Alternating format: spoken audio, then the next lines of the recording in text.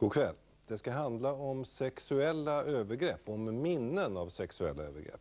Skamliga brott, där ord brukar stå mot ord. I slutändan har det ofta kommit att handla om bedömningar gjorda av psykologer och terapeuter.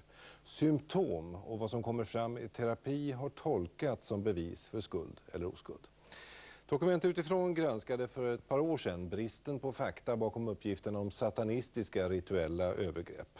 Och också mekanismerna bakom massanmälningar om övergrepp på dagis i flera olika västländer. Påståenden som vid närmare granskning inte visade sig hålla. Och vi ska nu i 2 långa dokumentärer och en uppföljande svensk debatt granska ett fenomen som är en del av grunden för det terapeutiska arbetet nu för tiden när det gäller sexuella övergrepp. Förträngda eller bortträngda minnen. En av Sigmund Freuds teorier som han själv senare tog tillbaka, men som har lyfts fram igen av en del amerikanska terapeuter och med starkt stöd av den radikala kvinnorörelsen. Den här teorin går ut på att ett barn som utsätts för traumatiska upplevelser, som till exempel sexuella övergrepp, som ett försvar kan tränga bort minnet av vad som har hänt, inte ha en aning om övergreppen förrän långt senare i livet när något gör att dessa minnen kommer tillbaka. Den här teorin har snabbt fått stor spridning. I Sverige har både Socialstyrelsen och Folkhälsoinstitutet gett ut böcker där teorin om bortträngda minnen utgör själva grunden. Och bortträngning har också många gånger åberopats i svenska domstolar. Men alldeles nyligen så sa en domstol för första gången att sådana minnen inte utgör tillräckliga bevis. Det gällde en kvinna som under hypnos kommit att minnas hur hennes pappa för många år sedan skulle ha mördat en flicka. En berättelse som är påfallande lik det fall som blev det första i en flodvåg av återuppväckta minnen.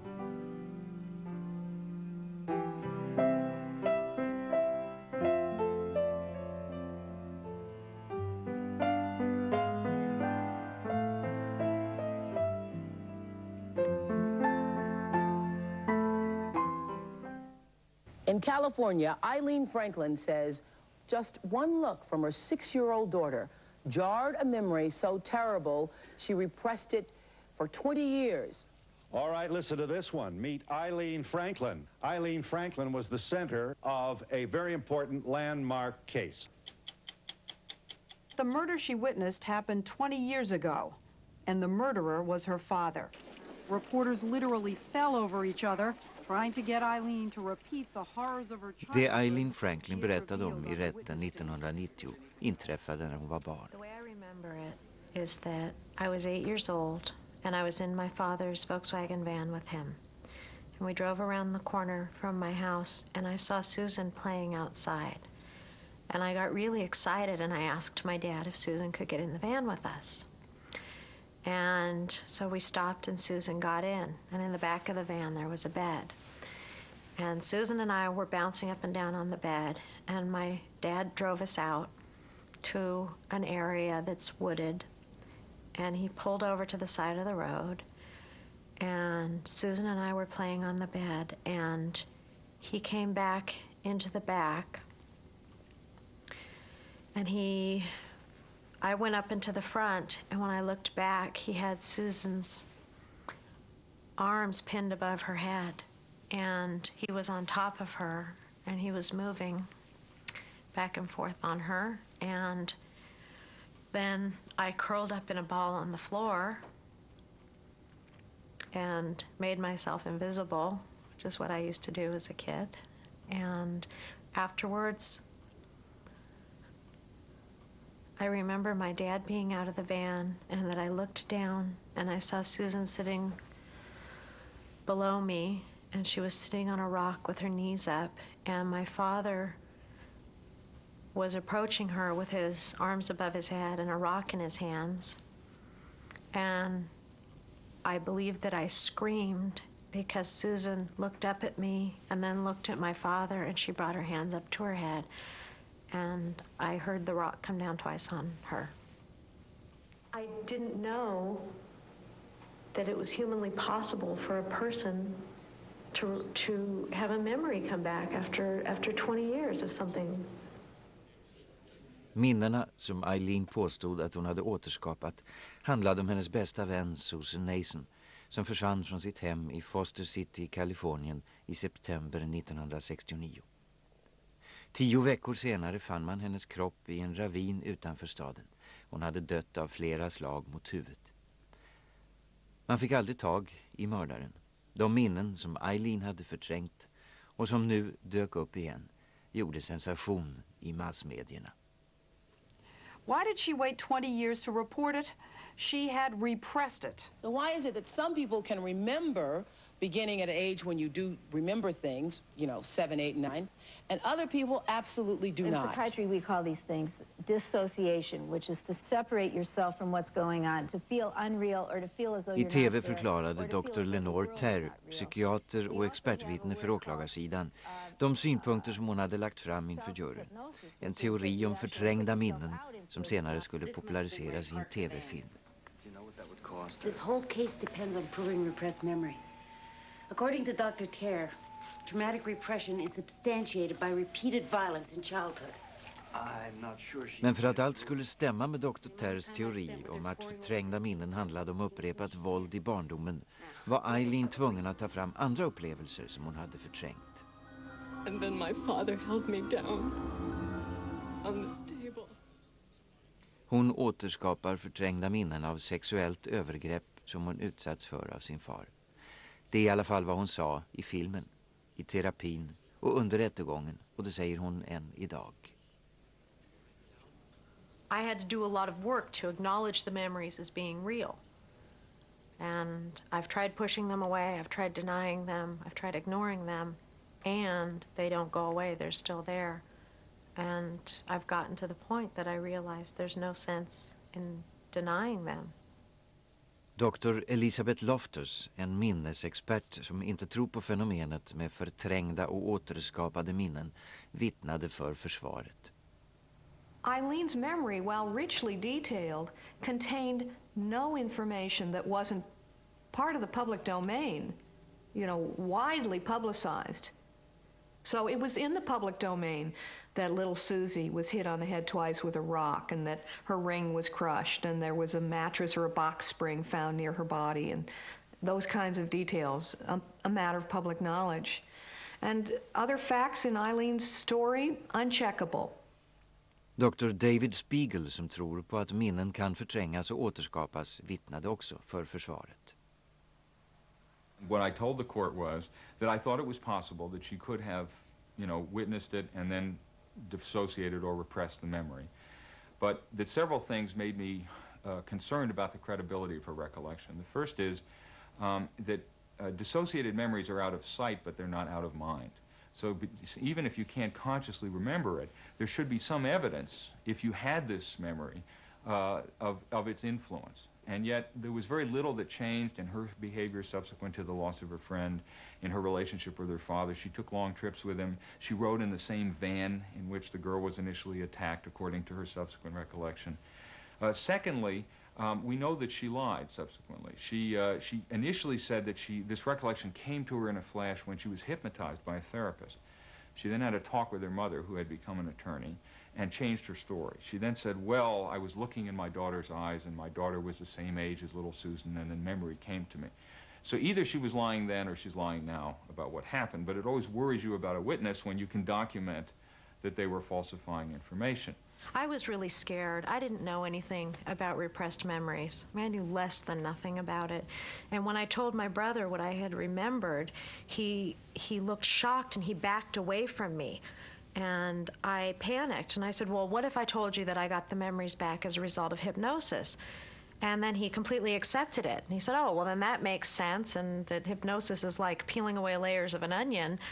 And so he then accepted that it had happened. But in truth, I hadn't been hypnotized, but I didn't know how to explain where these memories came from. So yeah, I told him, I lied to my brother, and what I was trying to do was find a way to deal with the truth. Vad sanningen än må vara fann juryn, enbart på grundval av Eileens minnen och utan stöd av några bevis, George Franklin skyldig till mordet på Susan Nason. Han dömdes till livstidsfängelse. Domen chockade de experter som arbetade med minnesforskning. Dr. James McGaw leder Centret för inlärandets och minnets neurobiologi vid University of California. Through experiments, we have shown that in general, there is a direct relationship between the degree of emotionality of an experience and the strength of the memory at a later time. Strongly emotional experiences lead to strong memories at a later time. The post-traumatic stress syndrome shows that very strong experiences, traumatic experiences, leave very, very strong memories. Those are verified. Those are validated, that relationship. Now what we're missing for the verification or the validation is evidence to support the claim that a traumatic experience occurs, but it's unavailable, and then later on it is recovered. And I don't know of any evidence from that. Trust me will not do it. Dr. Laura Brown, kliniskt verksam som psykolog i Seattle, hävdar att traumatiska minnen som begravts och sedan återkommit inte är något ovanligt utan bör tas på allvar. I think that when you have observed someone, when someone has sat across from you and they're remembering these things, it changes your understanding of this thing of memory and the recovery of trauma memory. Why do you think that that's why you were married to a guy who never did anything to this? Lots of people remember things that no one can corroborate. Lots of things happen. You know, it's the old thing, if the tree falls in the forest and no one's there, does it make a sound? Yeah, it's made a sound. No one was there to hear it. If we don't know, if there was no witness, does it mean that it didn't occur?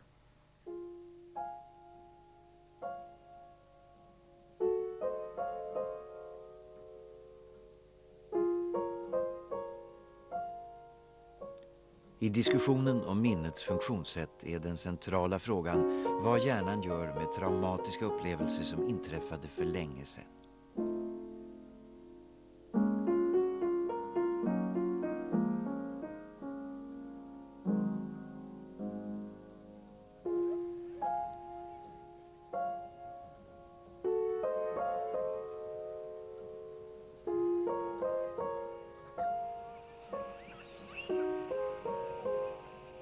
My daughter was born after I'd been married 6 years. My son was born approximately a year and a half later. We were living in Hawaii at the time.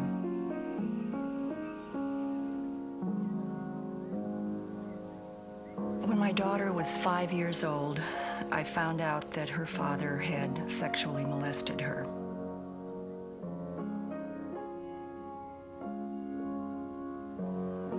Some friends were staying in a hotel at Waikiki.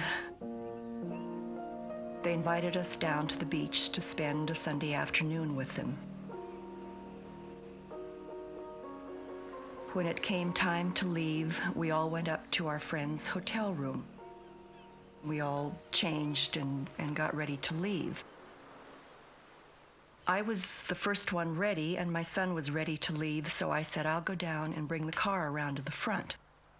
By this time, our friends were down, but my husband and my daughter were not yet down. So we waited, and we waited quite a while, several minutes, 10, maybe 15 minutes. And eventually they came down. Got in the car, we drove off to the airport, dropped the friends off, went home. And it bothered me, it nagged at me that they had been so late. I was a little annoyed at my husband for taking so much time and risking missing our friend's plane. The next day it was still nagging at me, and I asked my daughter, what were you and Daddy doing up in that room so long? And she said, I was putting my mouth where Daddy goes wee-wee. My first reaction was, I was horrified. I was stunned. I believed her. I knew that she wasn't making this up. But I was afraid that if I let her see how upset I was, that she would think she had done something wrong, that she would feel guilty somehow. So I didn't pursue this. I just changed the subject and didn't talk to her about it. I didn't question her any further.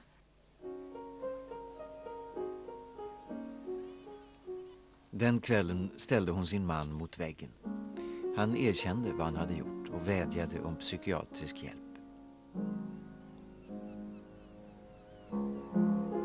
Händelsen diskuterades aldrig mer med barnet.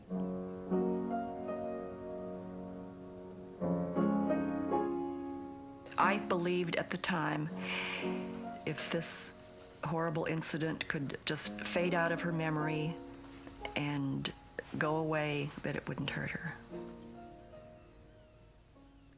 Men Janes uppväxt blev svår. Under hela sin skoltid gick hon i terapi. In 2 years of therapy in high school, my therapist worked with me on giving me confidence. The therapy I started as an adult went on for 6 years.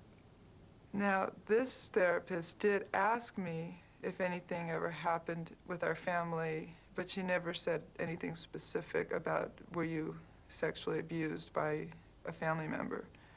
She tried every which way to try and break this wall of not remembering. I had no recollection at all of being abused. I knew that she didn't remember. And I became convinced that she needed to know this, but before I told her, I consulted the therapist that she had seen in her teens. I made an appointment with him, and I told him the whole story. I said, "Does she need to know this?" And he said, "Yes, she does." And he gave me advice on how to tell her. She said she wanted to fly down and tell me something in person. I was worried she had cancer or something. And she assured me it wasn't a health issue. And she flew down and told me, and it just all fit together. I immediately could remember what she was telling me. It was just a wave of memories. Were you shocked? No, you know, it was the kind of thing where you have such a strong hunch that something's going on, that as soon as you hear what it is, you say, of course, yeah. And it all fit. Everything fit when she told me. Do you think that you would have remembered if your mother didn't tell you? I think I was real close. I think it would have taken another year or two to remember.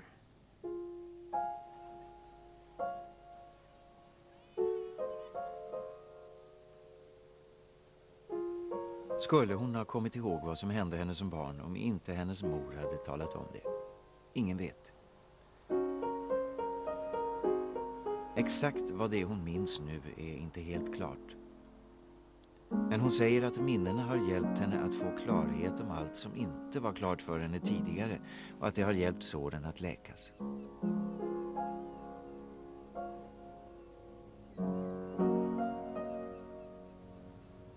It all made sense. I had a reason that I always knew I had, but never, you know, as a 4-year-old and a 5-year-old and a 6-year-old, didn't know what all was going on. Everything came together for me. I felt like a whole person for the first time.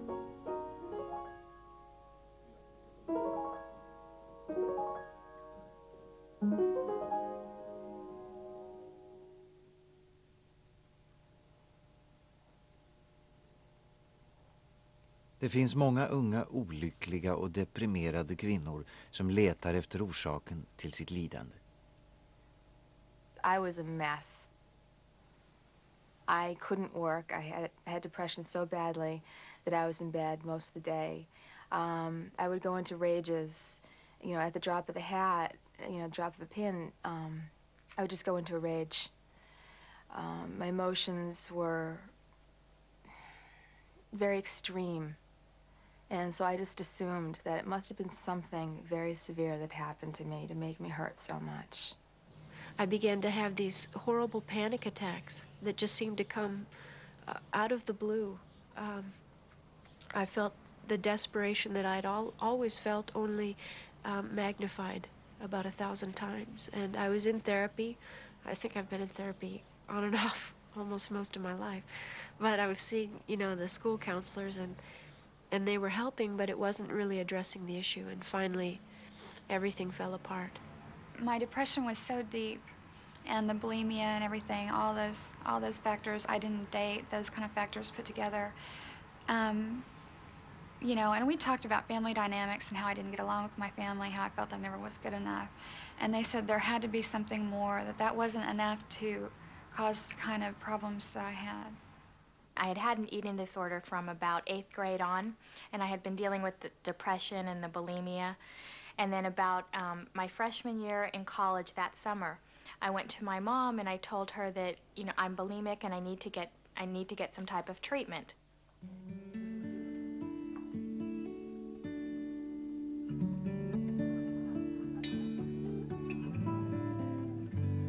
Holly Ramona växte upp i Kalifornien som den äldsta av 3 systrar i en familj som tillhörde övre medelklassen.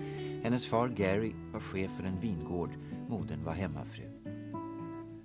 Hon och hennes 2 systrar tycktes ha haft en ganska privilegierad barndom. Privatlektioner, resor och semestrar i exotiska länder.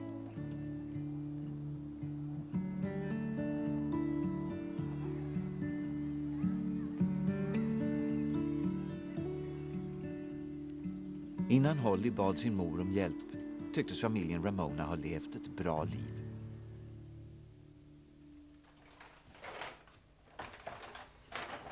If you would have asked me that question 10 years ago, I would have said everything was perfect. We were the perfect family. I loved my husband. At that time, I thought he was a good father. När Holly bad sin mor om hjälp började Stevie Ramona leta efter en terapeut. Hon fick tag på en kurator som hette March Isabella. I went down to interview March Isabella and asked her what causes bulimia. And she told me many, many causes. And one of them was that 70 to 80% of sometimes eating disorders, there's molestation involved. When Stephanie interviewed me, she kept asking me, well, why would my daughter have bulimia? And I said, well, there are many reasons, but I would need to see Holly. And she said, well, there must be some reason. And so I kind of gave her a profile. I said they're often caretakers and people pleasers. They're not in touch with their own feelings. It's not unusual that they're a parentified child. There's a high incidence of sexual abuse. In fact, I've read as high as 70 to 80%. In my own practice, I've seen 60 to 70%. So I called March Isabella and I started therapy with her. And about 4 months into therapy, after I returned from being home for about a month, I started having flashbacks or memories of abuse that had occurred. And slowly I started disclosing them to my therapist. When the memory came, I analyzed probably the first 3 memories, looking to see what they meant, because they weren't real extreme. It was my father was touching my leg, or as a little girl, he was touching my leg all the way up to my thigh. And I felt frozen. I felt numb. I didn't like him doing that. It was a very strong reaction to something that could have been, you know, Dad's just rubbing her legs are sore, or Dad's just tickling her. But it impacted her greatly. And then week after week, the progression of what had occurred had gotten a little more advanced. And I would listen, trying to assess, is this abuse? This is not abuse. I ett par månader gick Holly och terapeuten igenom hennes förflutna för att hitta bortglömda känslor och förträngda minnen som kunde förklara hennes depression och bulimi. Till slut blev båda 2 övertygade om att Holly hade utsatts för sexuella övergrepp av sin far. In the beginning, when I started having them, I thought, maybe I'm going crazy, or am I just making this up? And then it progressed to the point where I went into the inpatient treatment, and I went under a sodium amytal procedure.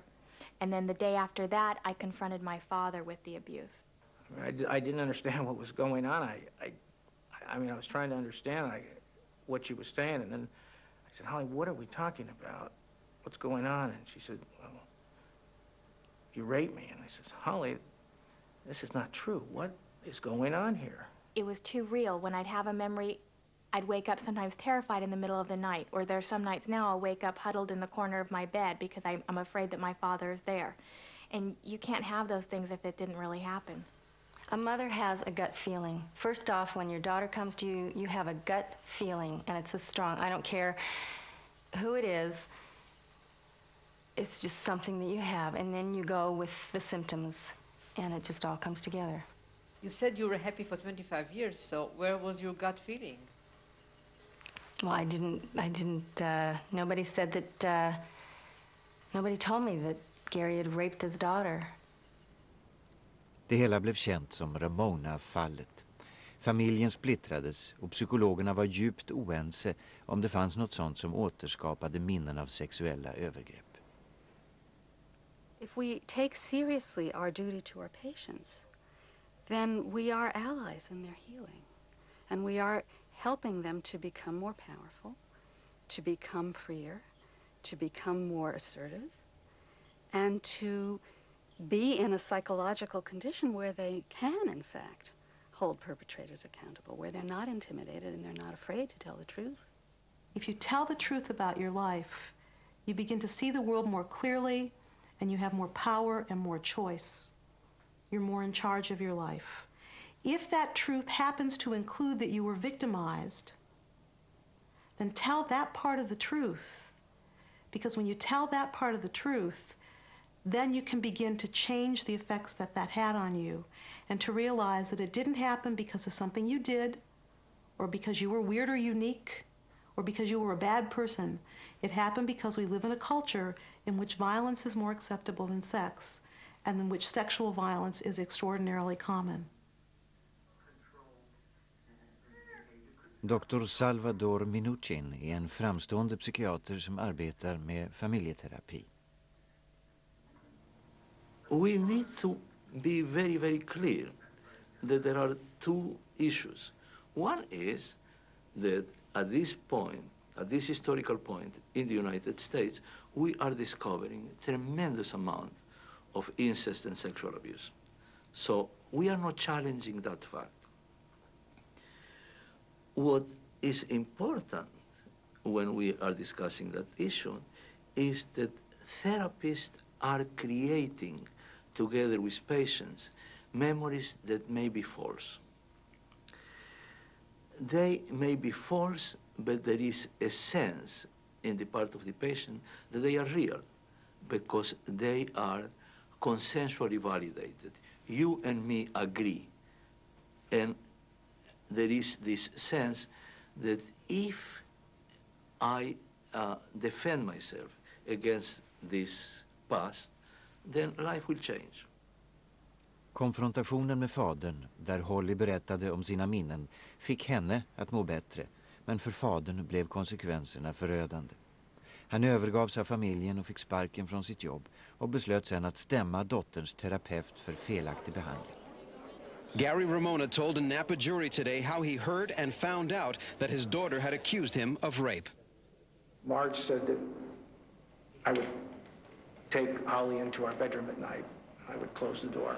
Det var första gången rätten tog upp ett felbehandlingsmål där käranden inte var patient. Gary Ramona stämde Marge Isabella och Richard Rose för felaktig behandling och för att ha ingivit hans dotter osanna minnen om sexuella övergrepp. I told her that was absolutely a lie. It was not true. Ramona begärde ett skadestånd på $8 miljoner. We have the proof. We know you did this. Hur fungerar minnet? Kan minnen försvinna och sen återskapas? Var Hollys minnen autentiska eller var det något som hennes terapeuter hade intalat henne? 44 vittnen och experter framträdde under rättegången som varade i 8 veckor. Dr. Elizabeth Loftus vittnade för kärandesidan. If there's no corroboration, you can't just know about the past by how someone remembers it. Because false memories, when they're a product of suggestion, can be as detailed, they can be as as vivid, they can be as confidently expressed, and there's no way for even the most sophisticated therapist, clairvoyant, anyone to tell the difference between a memory that is real and a memory that is a product of suggestion, unless you've got some corroboration. She felt like someone was in the room and she was unsafe with that person.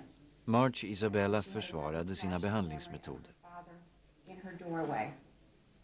And I noticed she was probably molested and remembering the abuse.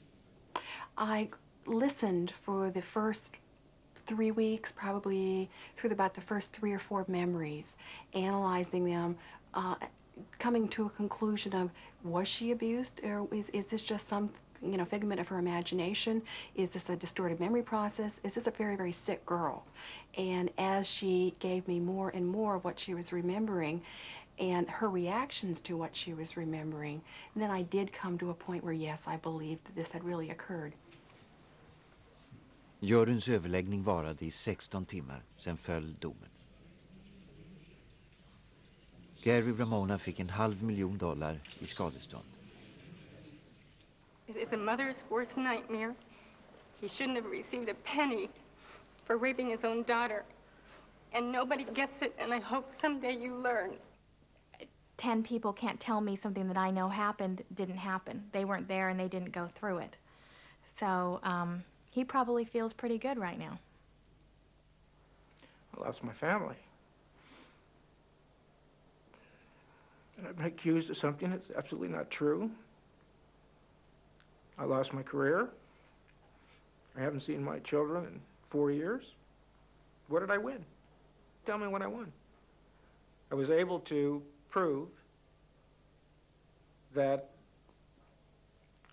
the malpractice and negligence that was done to our family and our daughter, I was able to prove that they implanted and reinforced false memories. That was proven in court, clearly. But, that was court. Life goes on. Domen betraktades som ett svårt slag för patienter med förträngda minnen och deras terapeuter. Now that the jury has told the world that, maybe Holly's memories weren't true, that we can't really believe them, now other victims of sexual abuse are really questioning whether anybody will believe them. If you don't want that to happen, if you don't want survivors to speak out, if you don't want them to tell the truth, if you don't want them to take you to court, then it's very advantageous not only to attack the credibility of survivors, but to attack anyone who helps them.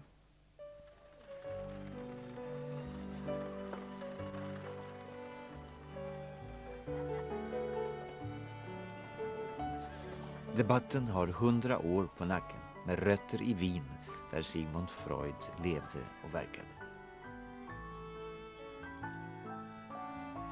Well, Freud was really, in a sense, the first psychiatrist.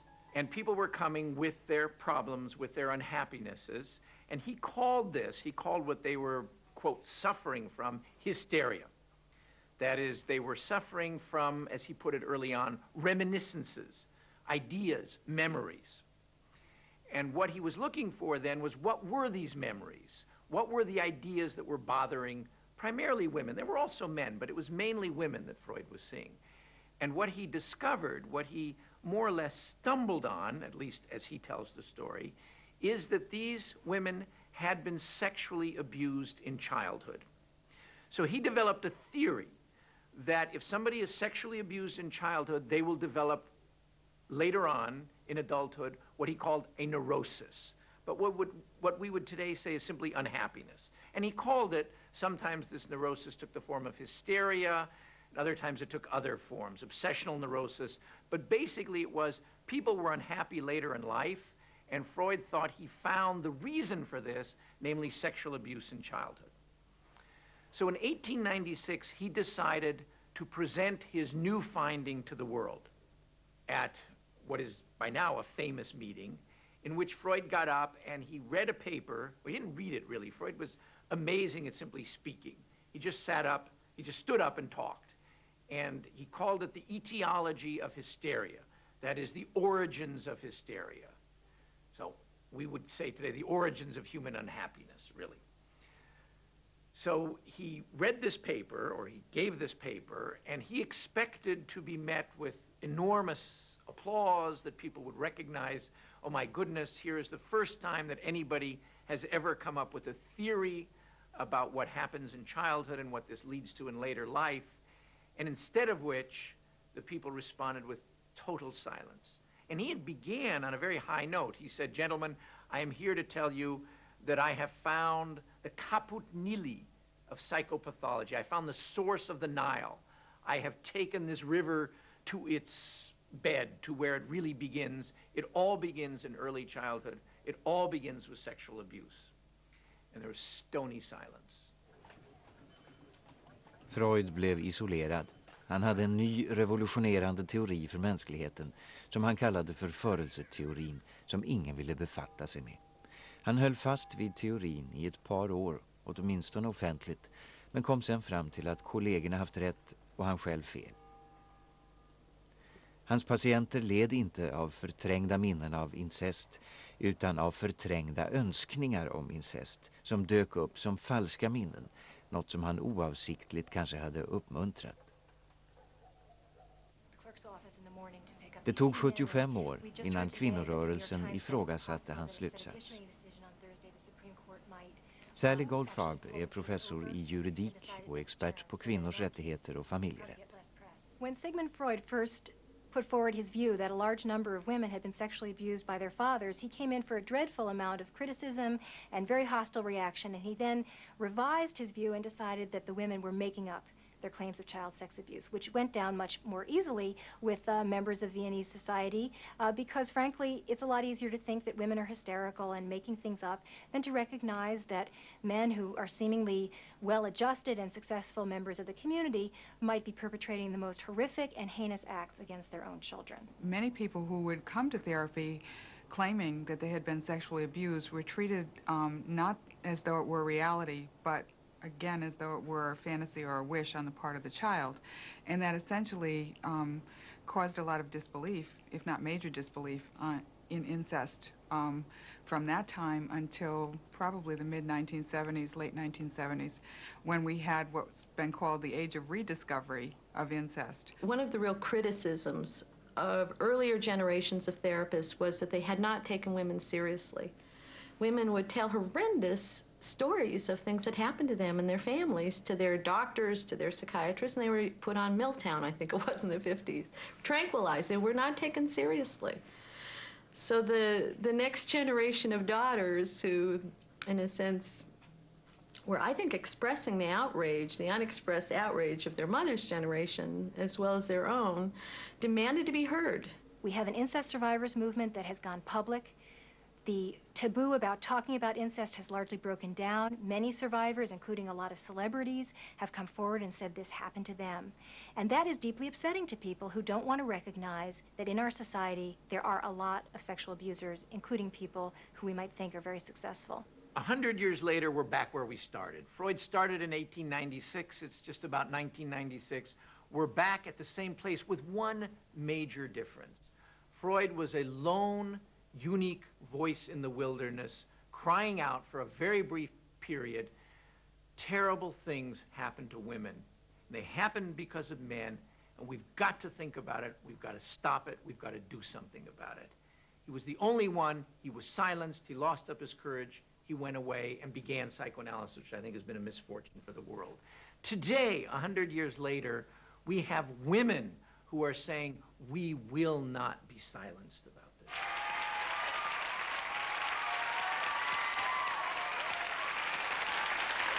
Miss America 1958.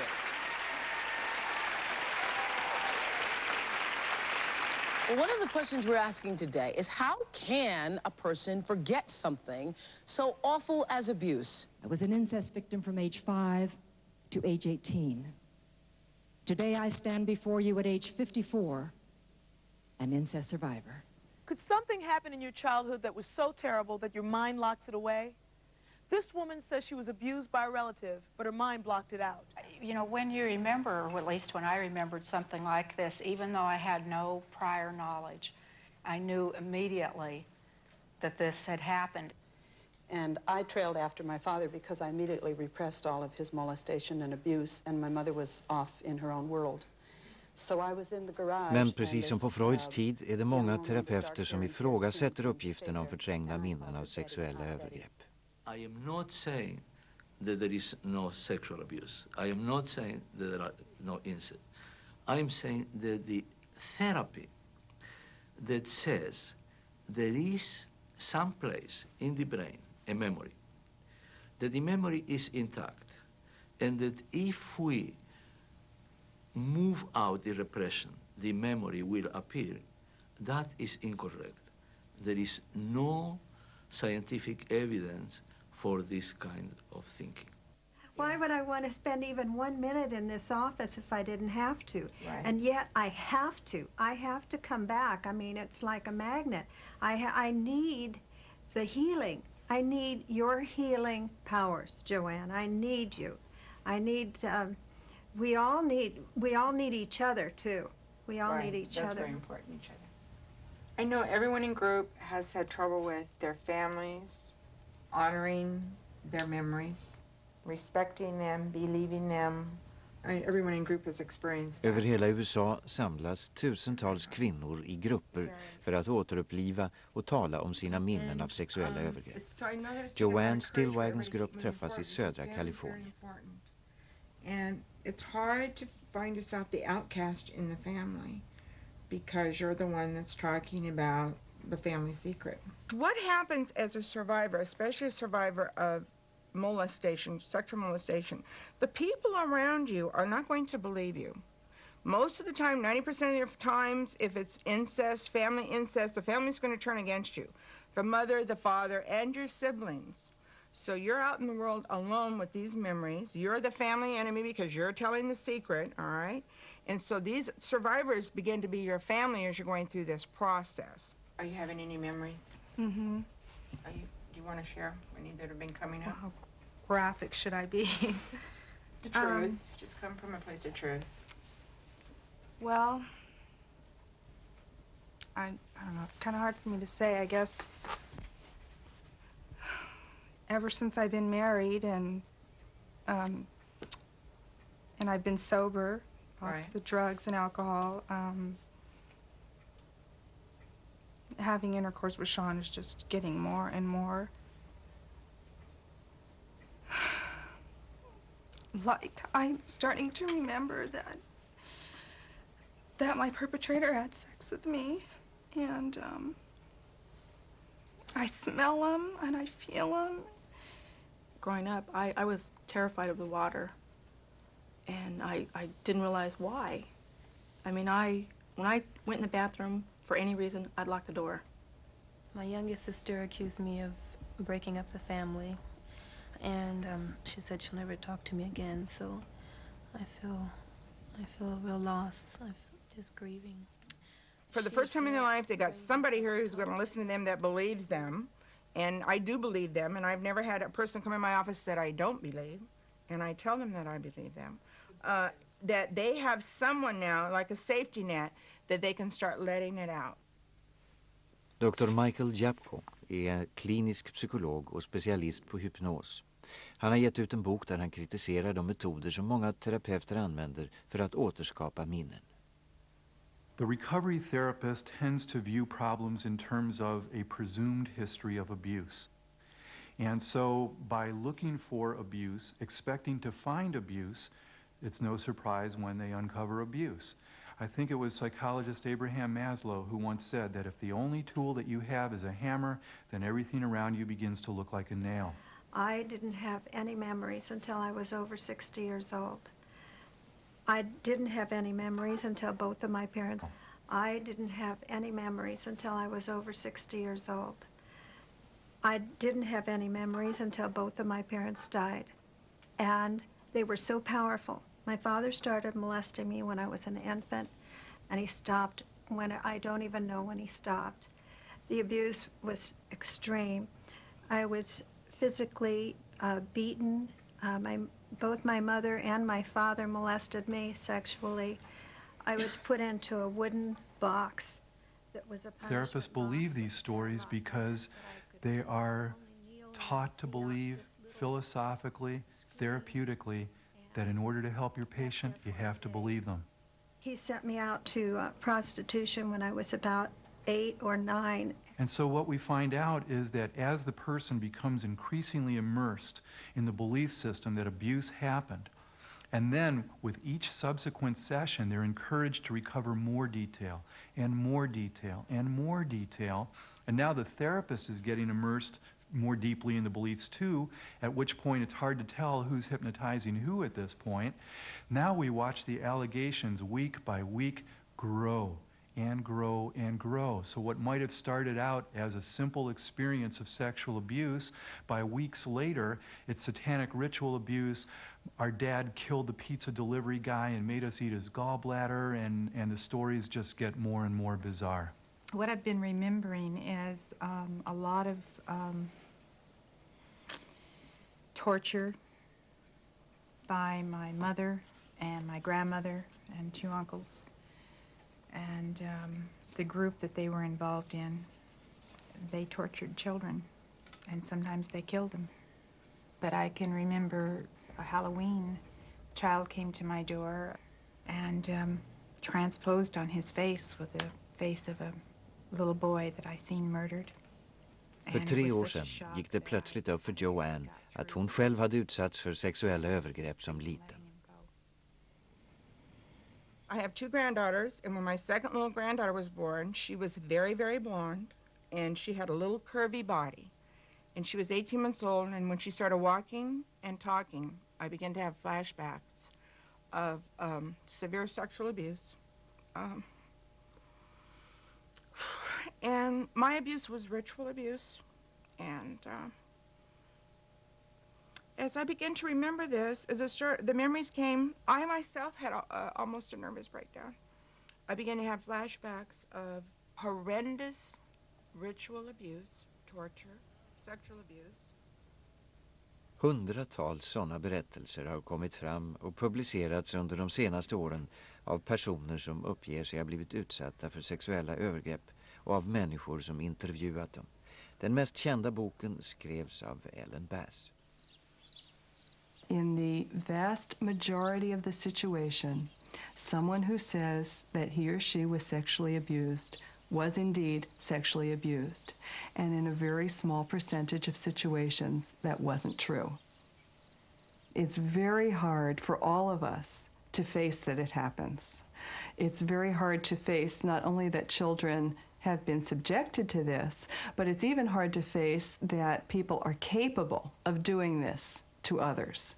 And anyone who has been a part of that is likely to have suffered some kind of traumatic amnesia in the process, because when you're talking about a situation that has an extremely high level of terror and physical pain combined, the whole process, what we're learning now and what the memory research is showing and what we document, the whole process of laying down the memories is not only emotionally different but physiologically different. Look, all theories are possible. That's what scientific data gathering is all about, so that you can get some facts about life, and you can match those facts up against theoretical claims, and then we'll find out what the truth is. Now, it may turn out that when all of those facts come in, that all of the claims that memories are made, lost, and recovered, maybe those will turn out to be valid. I'm saying something that's very simple.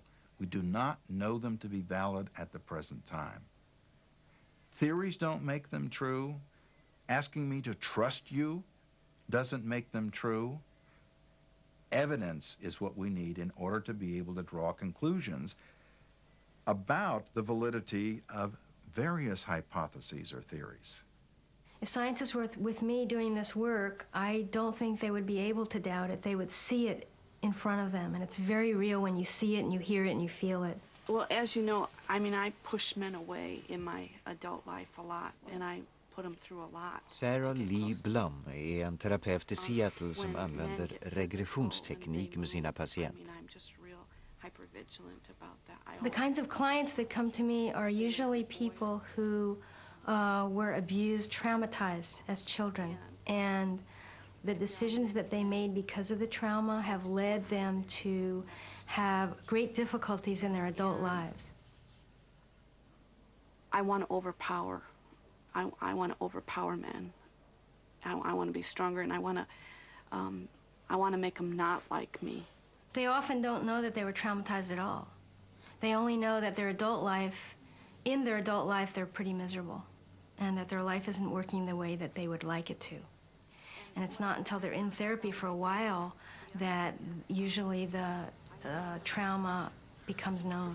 The shower thing keeps coming up. We were in the shower together, and I don't remember what happened. I just remember the terror of seeing his naked body. And you know how I am about... How old are you? Well, I was under 5. I was under 5. You're in the bathtub. And the water's on. Feel your little body. She has had a variety of different types of abuse memories. And in the course of accessing her abuse memories, some of them she determined were sexual abuse. And her first response is to want to run from it. I don't want to be there. Yeah, I see that. You don't want to be there. You want to go, huh? What stops you? He won't let me go. What do you mean he won't let you go? How is he stopping you? Breathe, Kim. How's he stopping you? He's holding my shoulder. He's holding your shoulder. Okay. Okay. Now, bring the fullness of you. Bring the grown-up you.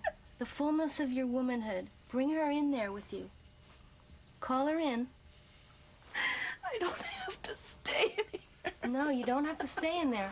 You don't have to stay in there. I don't have to stay in here. No! Go away! Get out of here! Get out of here! And when a client gets far enough into the memory, I won't allow them to back out of it. Because it's better for them, rather than to re-traumatize them, that they go through it.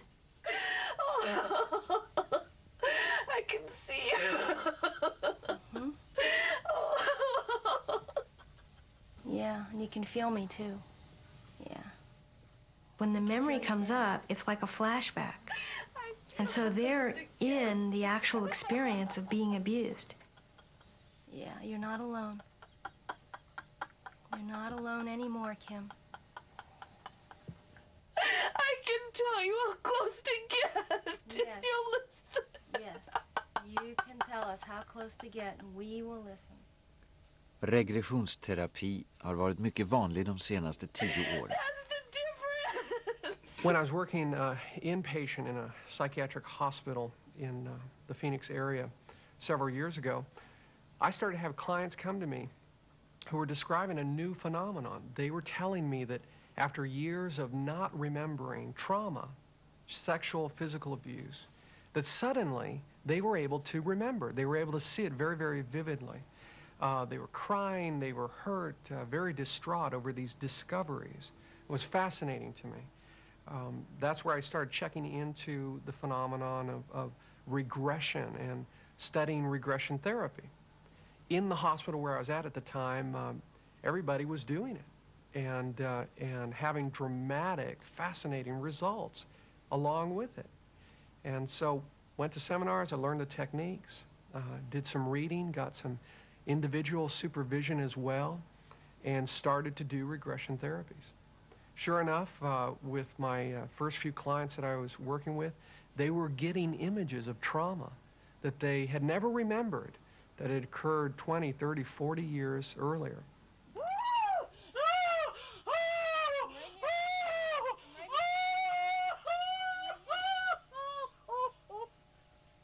They were intelligent, articulate women who would come in the door, and by the next day I'd come back on the unit and they're balled up in a corner crying and speaking with a little 5-year-old's voice about how horrible everything is. And And it was shocking.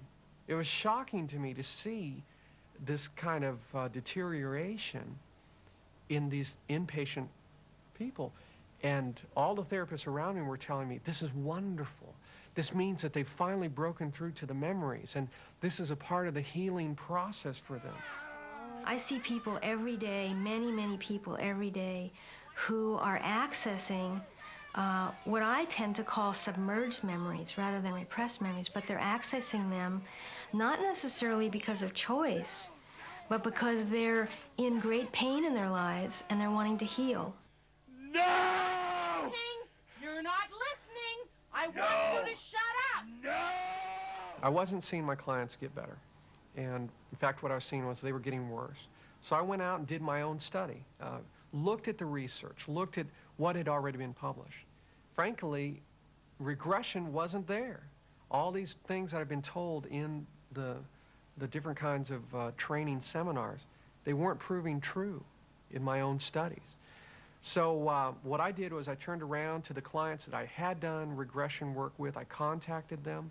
I gave them what articles I could find on the subject and let them know I have some very serious concerns about these things that you've seen while we've been doing hypnosis. That you yourself have been doing. Oh, yeah, that I was doing with them. And I let them know I have very good reason to believe that your images are not necessarily real. And as you drift, with every breath you take, feel yourself getting younger and younger, all the way back down to that time a long time ago when your life was just beginning. People, as I said, they're here to heal. And in their process, they can go as far back as their own psyche will allow them, their own consciousness will allow them to go. And as you drift, memories go back as far back as we can imagine. Not everybody can access them way far back, but some do. Some people can access birth memories.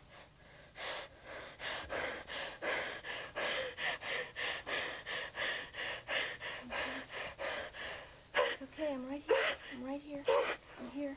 I'm here. I'm here. I'm right here. Feel me here. Feel me here. There are some people that go even beyond conception. But like the woman that accessed a memory from when she was in the fallopian tube and got stuck. And this stuckness has hurt her in her adult life. See what's stopping you? I'm right here. What's there? What's in there? And so when she is able to change that in some way, she can move forward with ease in her life. And that needs to be corrected at the source of the problem, which for her was in the fallopian tube. What's in there? What's in there?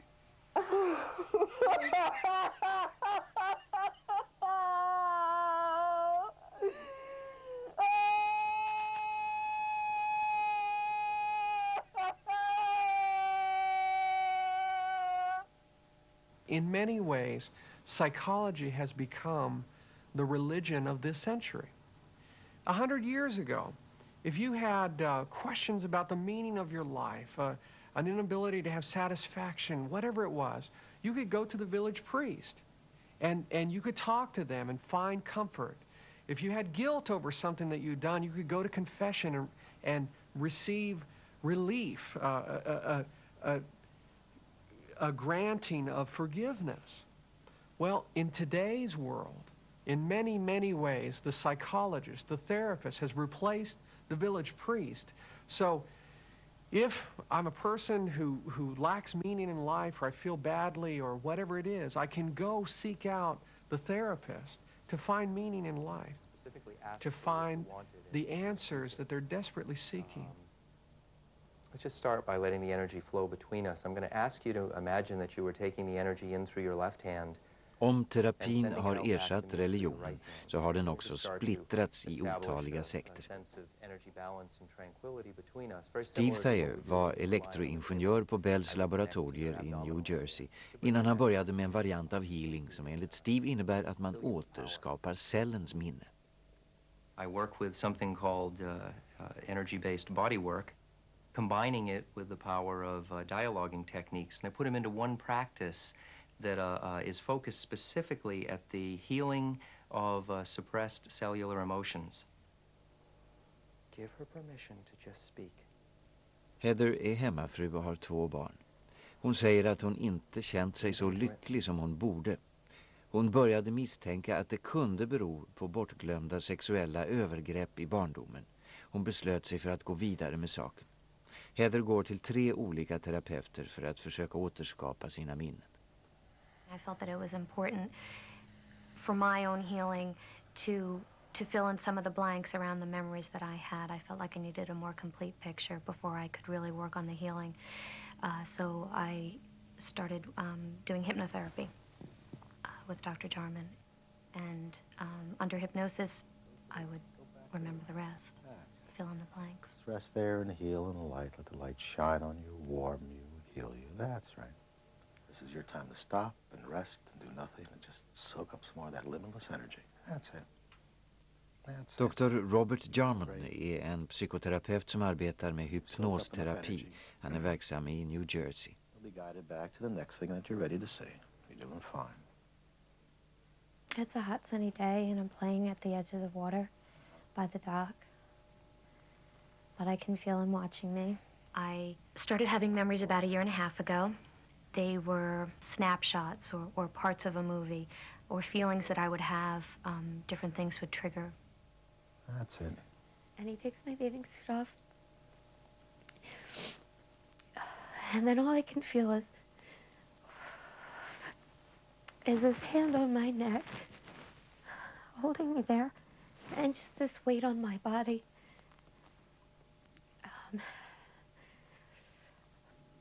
Was the sexual abuse validated?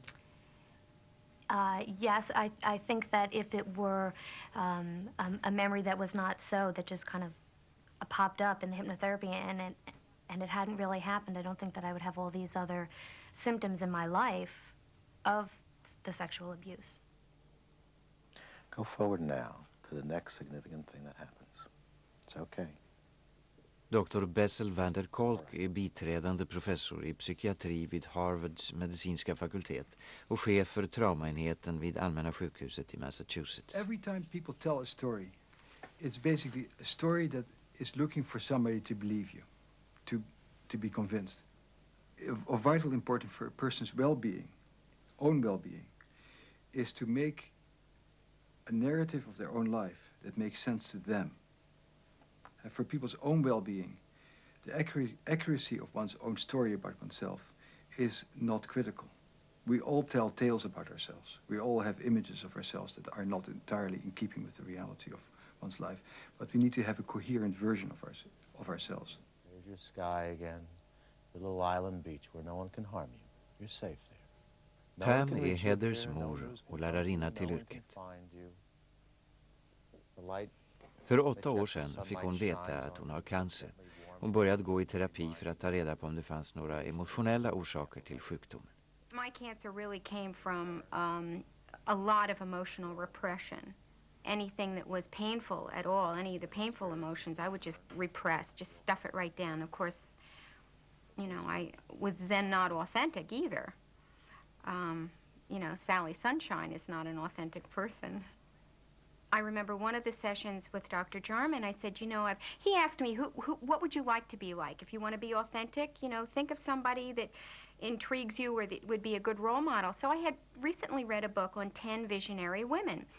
And it was very interesting about how they had grown. And I said to him, it was a fascinating book. I learned a lot, and there's some characteristics I would like to build into myself. But you know, what startled me, a number of these 10 women had been sexually abused as children. And I said, you know, it rather terrifies me that how can people walk around and not know awful things have happened to them in the past? And I said, you know, could this possibly be, you know, part of my past? And he said, well, there's one way to find out. What room is this? Her bedroom. Who is she? What's her name? You know her first name? Okay. Anne. Anne, okay. What's her Under name? hypnos kunde Pam minnas att hennes barnvakt Anne hade ofredat henne. She asked me up to play games. Really? Has she done that before? Yes. Yeah. How old are you? About how old are you? 5. Why are you so upset? Because I know what she's gonna do, and I'm powerless. I can't scream. It's okay. She's touching me. Yeah. And she wants me to touch her. I don't like it. I hate her white skin, and it's got freckles on it. Yeah. And it's moist. It's cold. It's kind of dampy cold. And it's something gooey. I don't know. This is awful. It's all right. We're just watching an old movie. Take a rest now. Go to the light. Go back to the light. This person is here to heal, not to pull up old skeletons out of the closet or create them. I never let a person stop with that. When we open this closet and all kinds of horrors things come out, you know, I say, well, good, all right, we found where the problem is. Now we go to the next step, which is to heal the problem. Now, I want you to imagine you're going backwards in time. You're inside your mother's womb, protected from the outside world. Once you've rested enough, you can be guided back to a previous time, a previous life. Look down at your feet when you get there and tell me what you start to see as you start to see your feet. I'm wearing sandals. They're decorated. They have jewels on them. There's a strap that comes up between the toes and around the ankles. I'm a woman. A woman of means. I have many servants. One of my servants. Yes. I know who she is. Good. You know who she is in another lifetime? Yeah. I see. She was Anne. She was Anne. Oh, all right. Tell me about it. Pam mindes också att Anne, barnvakten som ofredade henne, hade varit hennes tjänarinna i ett tidigare liv och att Pam då hade behandlat henne mycket illa. And I think that's why I was particularly harsh with her, because I sensed rebellion, and it was like a challenge to me. It was a challenge to my power and my ego. You look angry. Oh, no, I feel real bad about it. Is this just some confabulation on the part of the person? I don't think it is. Fortunately, I don't have to know. People come here, and I am here to help them heal. And if they see that in a past life they abused that person, that in this life have passed them, and I, in working with them, pick up that this is the resolution for them, and now they don't need to go off and sue their father or whatever it is. Great. You have your peacefulness. You have your resolution. The debt's paid. Now you can put it to rest. There is a particular culture that develops between the therapist and the patient, because the patient comes and the patient is anxious. The patient is confused. The patient has a general sense of malaise. In the therapy, suddenly there is an aha experience. All of these vague things that affected my life have a cause, have a root. If we are able to challenge that root, everything will be better. So this sense of aha is tremendously exciting feeling for the patient. Now, it's not everything is vague and anxious and confusing. Now, there is a reason for all of that. 1992 samlade doktor Michael Yapko in data om förträngda och återskapade minnen från 850 terapeuter över hela USA, som han sedan använde i sin bok Suggestions of Abuse. For my book, I interviewed many experts in many different areas. Experts on trauma, on sexual abuse, dissociation, hypnosis, suggestibility, memory. And the one question that I asked that was the only question to derive a totally unanimous answer was when I asked, how do you distinguish a true memory from a confabulation? And the unanimous answer was, regardless of what side of the issue they were on, the unanimous answer was, without external evidence, you can't. What do you do? How do you ever know that what the patient is saying actually happened? Yeah, it's like reading a novel. But you read a bad novelist.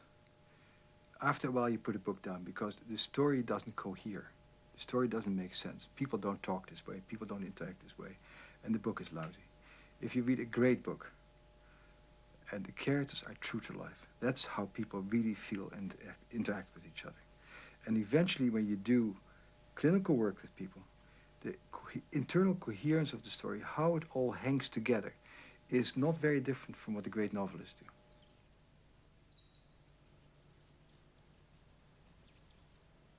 Om det var en roman som handlade om en ung kvinna som växte upp i en satanistsekt och blev torterad, våldtagen och skändad i sin källare, vad skulle det göra för intryck?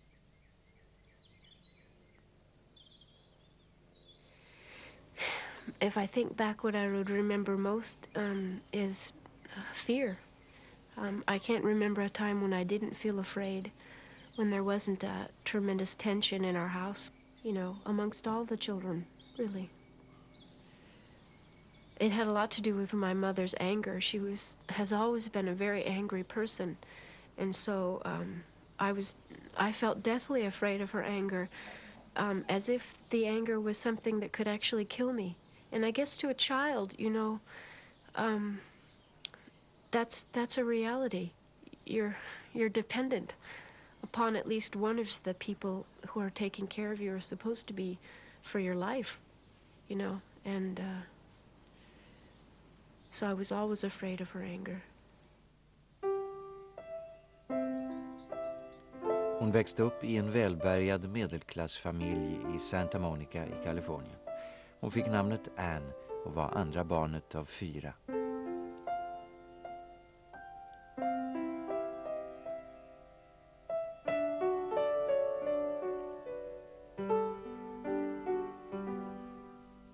Hennes mor var hemmafru. Hennes far advokat.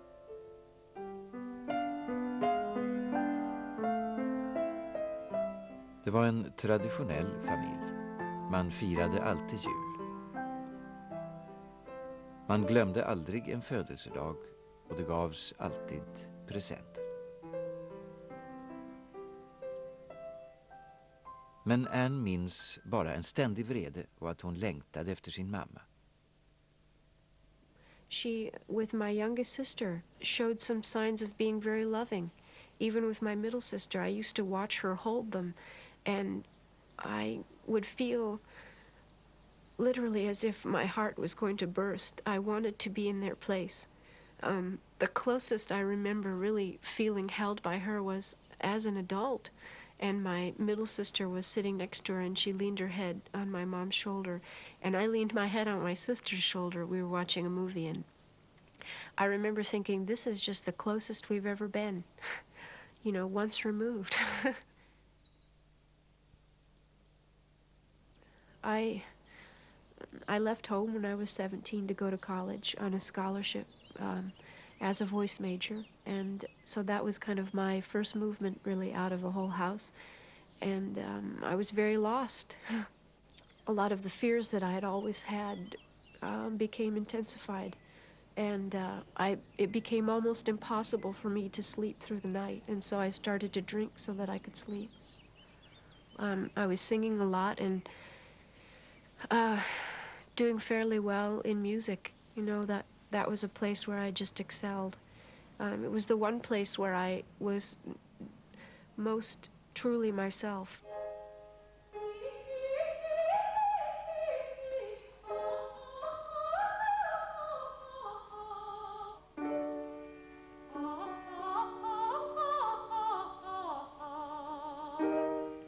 My singing was the clearest voice that I had for my pain.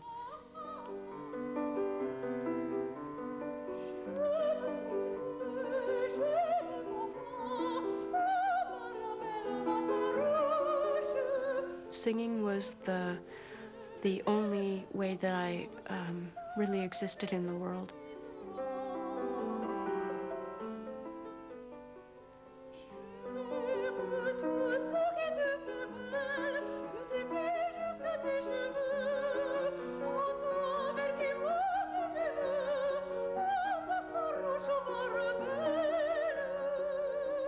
It was my senior recital. You know, it's a requirement for graduation as a music major, and my family attended.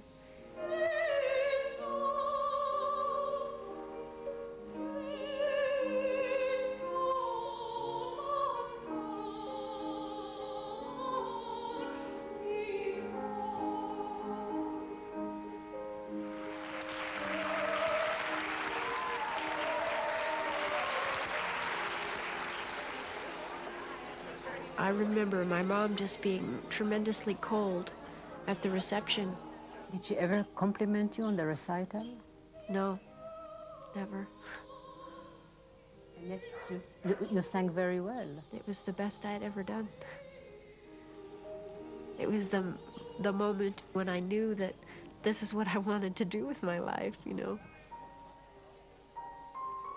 2 dagar efter konserten ringde modern upp Ann. Hon var arg. I just cried through the whole conversation, and I don't really remember specifically what she said, but it was, it just was like it felt like she was just peeling off layers of my skin, you know, just sort of like with a potato peeler, you know. It was excruciating, and after that phone call, I knew that I needed help. I mean, serious help. That relationship, why was it so painful? Någon rekommenderade Dr. Douglas Sowen, en psykolog i Laguna Beach i Kalifornien. Dr. Sowen behandlade henne i 6 år fram till 1994. Hans specialitet var sexuella trauman från barndomen. I'm able to sense that trauma, that childhood sexual trauma, especially very early, and usually in the first interview I get some feeling for it. And how shall I put it? I try very hard to provide an opportunity for clients to come into their own awareness. One of the cardinal rules of good psychotherapy is allow the client to have the insight. Don't be a brilliant therapist. Be humble, ask the questions at the right time. Timing is critical. You just ask the right questions at the right time and see what that tells the client about themselves as they answer the question. What did you tell your therapist your problem was? Do you remember? What did you think your problem was? That I didn't know how to relate to my mother, that there was this enormous amount of pain without, it was kind of like there was this tremendous agony that you would think would be related to something really horrible, but you can't remember what was horrible. There's all of the emotion, but none of the memory to connect it to. Efter 2 månaders terapi gick Ann på en fest där hon säger sig ha blivit våldtagen av en äldre man. And during the rape, began to see my father's face almost superimposed on this other man's face, and it was very upsetting. It was disturbing. That really, though, was the beginning of the memories. Dr. Sowen, som själv uppger sig ha blivit utsatt för sexuella övergrepp, uppmanade henne att försöka återskapa ännu fler minnen. I think you have to go back. I believe that you have to go back, re-experience that emotional trauma, feel it in your body, acknowledge it, and give it expression, most particularly with someone who hears the pain and is able to be there and nurture and love and care for. I was questioning, and I began to look back over the course of my life and the interactions with my father. Why did I associate so much shame around any kind of physical contact with him? I didn't like him to hug me. I didn't like him to kiss me. I was terribly confused. It's a very natural defense system called denial, and it's emotionally overwhelming to come to acknowledge that, and so much so that almost always when a client first begins to get in touch with that early trauma, they get physically sick as well. Everything was falling apart. Part of what is so difficult is that I wasn't just dealing with the memories themselves or owning what had happened to me, but I was the world that I had lived in, which was one of denial, was falling apart.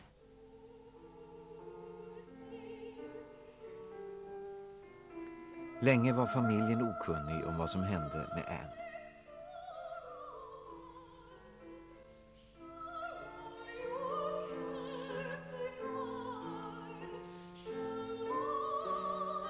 Inte ens Carrie, den som var närmast henne i ålder, kände till någonting.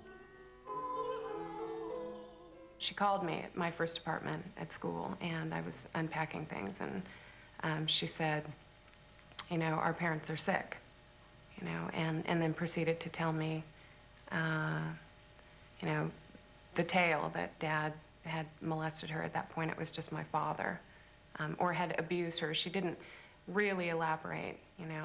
I mean, and I was floored. I, you know, was shocked. I didn't know what to say. And then eventually one day in October of 1988, we got a phone call and she was in the hospital. What was wrong? Well, in my opinion, what was wrong? Why was she in the hospital? She was in the hospital, according to her therapist, because she felt unsafe with herself. Those were his words. But according to the hospital records, she'd attempted suicide.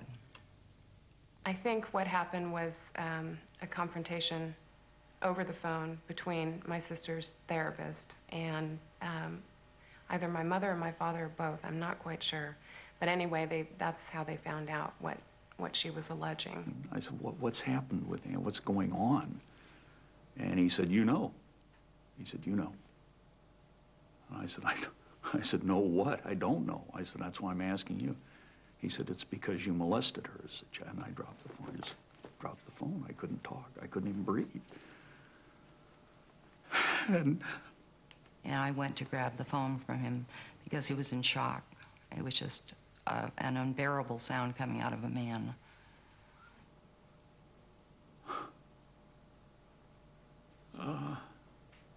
That's the only thing I could think to do was to drive to a place called Anderson Valley and buy some apples.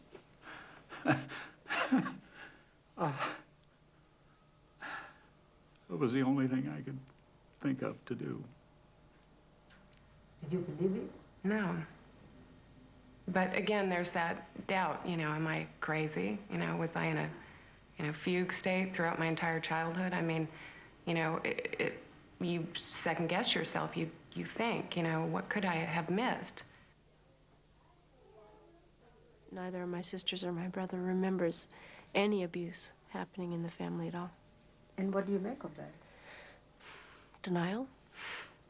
You know, it's easier to, when you have 4 people that want to not remember together than it is to be one person who remembers. You know, perhaps they just haven't reached the same place, but it literally came down to whether or not I would choose to stay in their denial or whether I wanted to stay alive.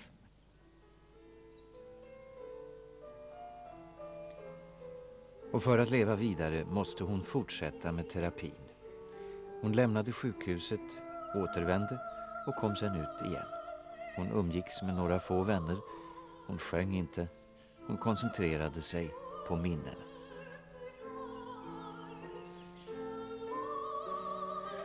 I think it was about a year into therapy that the memories started to slowly change, and there were images that weren't consistent with the memories from before, and different people in the memories, and then suddenly it was just there.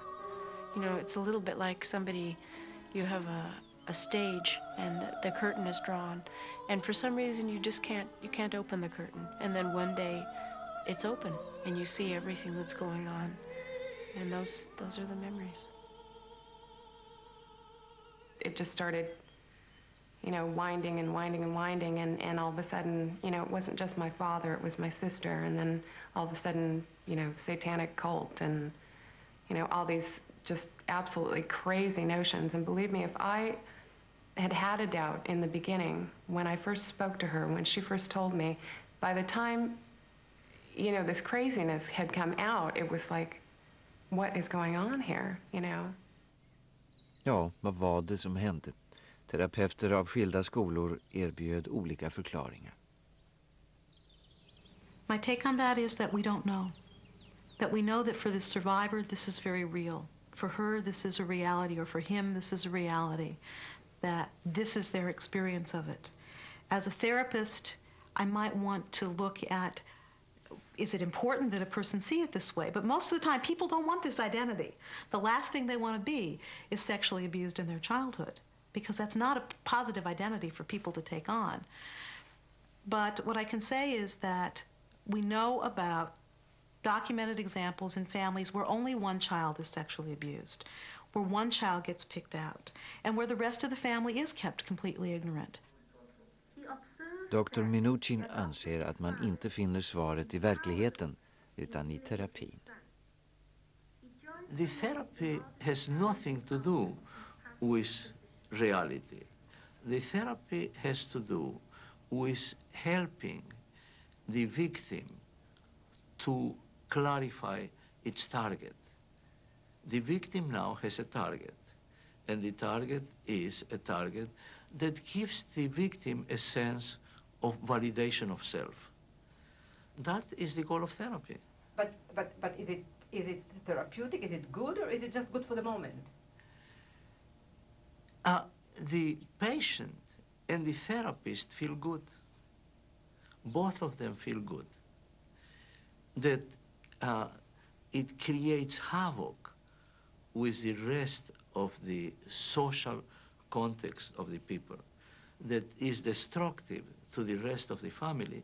It's not in the zoom lens. You see, it is a very narrow frame. And in that frame, these people live. The patient and the therapist live in this narrow frame. If you make a wide angle, and you take the family, and you take the suffering, and the potential healing of the family for the event, then you have a different story. Anns diagnos blev multipel personlighetsstörning. Det innebar att hennes psyke hade splittrats på olika personligheter för att skydda sig mot övergreppen.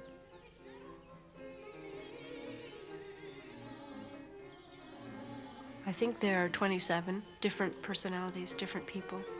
They all have their own opinions, their feelings, their ideas, their thoughts. You know, it can be very crowded. Hon bytte namn till Kate. Hon tillfogade sig själv skärsår och brännsår. My therapist would be out of town. That was a particularly vulnerable time. I would crash and burn, you know, literally cut and burn. Somebody in me would. I'd be hospitalized for a few days. I'd come out fine. Hospitals are like institutional mothers for me. Hon blev övertygad om att hon kom ihåg att hon utsatts för rituell och sexuell tortyr av sina föräldrar och far- och morföräldrar. Dr. Zawin trodde på hennes minnen. I would say that the memories that clients retrieve are very close to their original experience. The ways that they differ are the sequence of things may sometimes be off, even sometimes the location, but the trauma itself, and especially the emotion, the affect and emotion around the trauma, I believe to be very close to the way that the child experienced it, or the adult experienced it as a child. You know, how do you deal with the enormity of the absurdity? I mean, and you know, you show them objective evidence, like, you know, Anne said, well, she was hidden and beaten and tortured and all of these things, and she has a perfect attendance record at school, so you show that to them. They say, well, that doesn't matter. And, you know, well, she was mutilated, so you bring in all of their pediatric records. Oh, that doesn't matter. She never had a scratch on her in her entire lifetime. And you know, no matter what you show them, it doesn't make any difference to them. What do you do if you feel that the reality of your client is actually a delusion? Would you tell them? Well, we all live in a delusion. I mean, it's just more or less delusionary. I mean, do any of us know the truth? Do we know the truth in this moment? Do we know the truth about the past at all? All childhood memories are somewhat different than what actually occurred. So what I would see in that is that if I were to try to adjust the child's reality, I would violate their trust in me. They would say, oh, you don't believe me, or I'm a bad person because I've made up this terrible story. I think I would just cause re-injury. Med Dr. Sawins stöd beslöt sig Kate för att stämma sina föräldrar och deras föräldrar på $20 miljoner för de år av sexuella och rituella övergrepp som de hade utsatt henne för. I sin utsaga före rättegången nämnde Kate inga övergrepp. Dr. Sawin tillhandahöll närmare upplysningar om de minnen som hon hade fått tillbaka under terapin. Kate mindes att Al och Judy Norris inte var hennes biologiska föräldrar. Hon mindes att hon hade blivit född och uppfostrad hos en sekt. Hennes mor Judy hade stoppat in ett kvastskaft i hennes slida samt spindlar, kablar och grönsaker. Hon hade fäst elektroder vid Kates könsdelar. Al hade utsatt sin dotter för sexuell tortyr med verktyg från en järnaffär. Han hade vidare kastat Kate i en bassäng när hon var paralyserad. Kate hade tvingats att bevittna aborter. When I'm deposed in court cases, the attorneys say, well, have you gotten corroborative evidence? Have you investigated and have you corroborated this story? And I say no. And they say, you haven't? And I say no. And they say, why not? I mean, how do you know it's true? And I say, I don't care if it's true. What's important to me is that I hear the child's truth, the patient's truth. That's what's important. What actually happened is irrelevant to me. It doesn't matter. Den åsikten delas av andra terapeuter. As a therapist, your job is not to be a detective. Your job is not to be a fact finder. Your job is not to be a judge or a jury. And your job is also not to make the family feel better. Your job is to help the patient make sense out of her life, make sense out of her symptoms, cope better with her symptoms, and make meaning out of her experience. That's your job. Now, I know a lot of therapists work their way around this issue by saying what is called the narrative truth perspective, that if the patient believes it, then it may as well be true. And in some arenas, okay, we can let that slide. But here is a very unique context where truth matters. Because if this patient is going to turn around and sue someone and say, he abused me, and is going to take him to court, it'd be nice to know whether it really happened or not. Al och Judy Norris försökte förstå sin egen version av verkligheten. I was, you know, working quite a bit and starting a career, and so I was away from home a lot.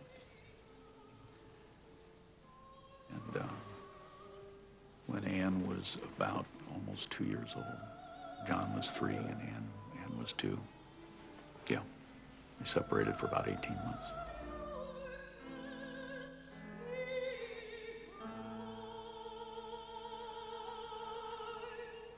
When my husband walked out at me when Anne was 2, I just shut down. holding my little baby in my arms and rocking her, I felt a really sense of bonding, even though my feelings had shut down towards the two older children at that time. Anne verkade förkrossad över att pappan hade gett sig av och ännu mer över mammans reserverade hållning som fortsatte efter det att makarna hade återförenats. Judy säger att hon visste att det hände, men att hon på något sätt kände sig förlamad och oförmögen att göra någonting åt det. I used to look into her little eyes when she was 4, and I knew there was still the question in those big brown velvety eyes that's saying, "What's wrong, Mom? You know, why aren't you giving something to me?" And I couldn't. And that's something I have to live with. I would say I like to make it up to her. I want to ask you a strange question. What hurts you more, the fact that your mother was cold to you or the fact that she ritually abused you? You know, that isn't such a strange question because so many people are horrified, and rightly so, by the ritual abuse. It was just a fact of life. It was like waking up and going to school each day. It was a part of my life from the beginning until I left. What continues to be, I think, the root of every pain that I feel, every bit of desperation in my life is the lack of mother. That, you know, it's kind of like you can live without a lot of things, but to live without that initial bond, to live without that initial unconditional anything, even if it hadn't come from her, if there had just been one person, I think it would make a tremendous difference. What's clear to me is that the child was terribly injured. I mean, frightfully injured, beyond what you and I might even comprehend if we didn't know. So they deserve to be supported. They deserve to have... And the best evidence, the best data we have is their memory. But something happened, something awful happened. So does it matter precisely what that something awful was?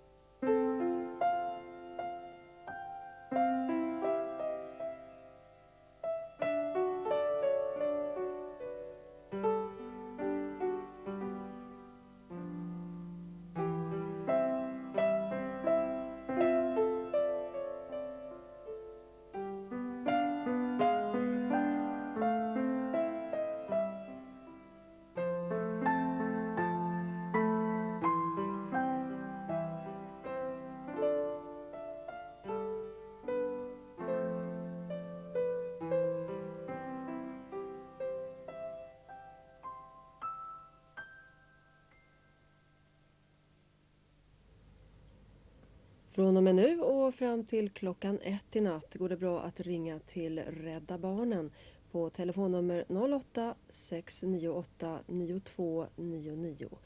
Till Sveriges rättssäkerhetsförbund telefon 0515 135 00 och till Stödföreningen mot incest på telefon 0171 44 2554.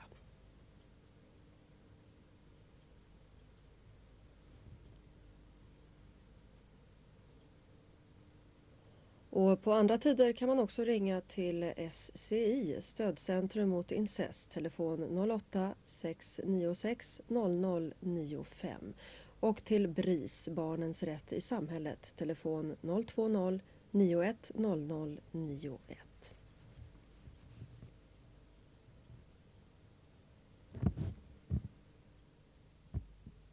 Och det andra programmet med rubriken myter, terapeuter och förträngda minnen, det visar vi